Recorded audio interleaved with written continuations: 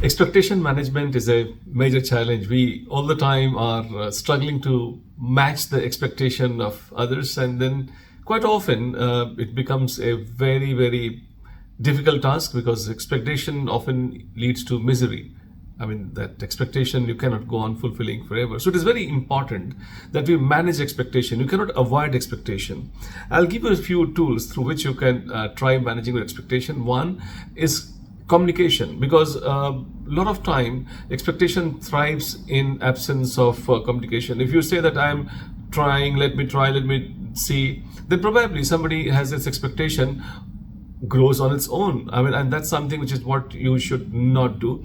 Expectation definitely thrives in silence. Always communicate.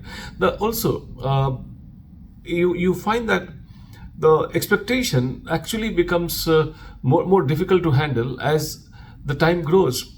With passage of time, it starts growing bigger and bigger. So early intervention before the expectation really sets its root and then becomes too big to handle, I suppose you should have handled it at the earliest stage, and that is something which is what you can do when the expectation is actually coming up, and that time itself you can do it.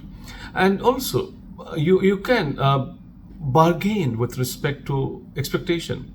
If you are somebody having expectations from you, you'd also ask that, hey, what I'm going to get. You cannot directly offend the person by asking it in that manner. But then also, I would like you to say that you should see that what is coming in return, because you owe to others in parts. You don't owe to the others your full time. And that's something which is what I like you to keep in mind. Also, I suppose monitor and keep the stakeholders informed about it.